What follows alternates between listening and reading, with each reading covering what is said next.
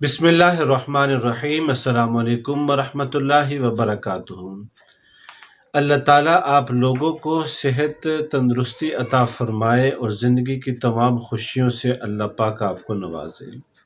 صحت ایک بہت بڑی نعمت ہے اور اس کا خیال رکھنا بھی اللہ کی بہت بڑی توفیق ہے۔ جو لوگ اپنا خیال رکھتے ہیں اللہ تعالیٰ ان کو کبھی صحت سے محروم نہیں رکھتے۔ تو ایک عمل ہے جو نہ آپ نے پڑھنا ہے نہ آپ نے کچھ کرنا ہے، لیکن تھوڑا سا کچھ کرنا ہے۔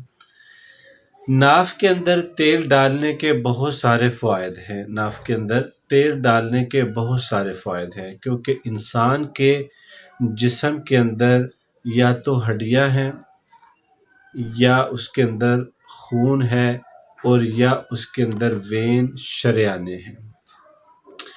اگر کچھ شریانے خشک ہو جائیں تو دماغ کی خشک ہونی شروع ہو جائیں تو بندے کے اندر عجیب تبدیلی آتی ہے۔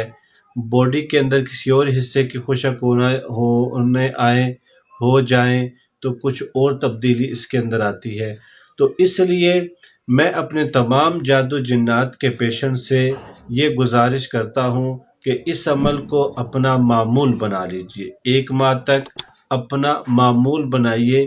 جن کے جسم کی دردیں نہیں جاتی، جن کے دماغ میں زیادہ خشکی ہے، جن کو یہ مسئلہ آتا ہے کہ دماغ کبھی کام کرتا ہے کبھی کام کرنا چھوڑ دیتا ہے، بدن پہ خشکی آ گئی ہے، خشکی ختم نہیں ہوتی، تو وہ 1 مرتبہ صبح اور 1 مرتبہ شام کو سوتے وقت اور صبح جب اٹھیں تو اٹھنے کے بعد سمجھ لیں کہ جب آپ فجر کی نماز پڑھیں تو آدھا گھنٹہ بعد ناف میں سرسوں کا تھوڑا سا تیل ڈال لیا کریں۔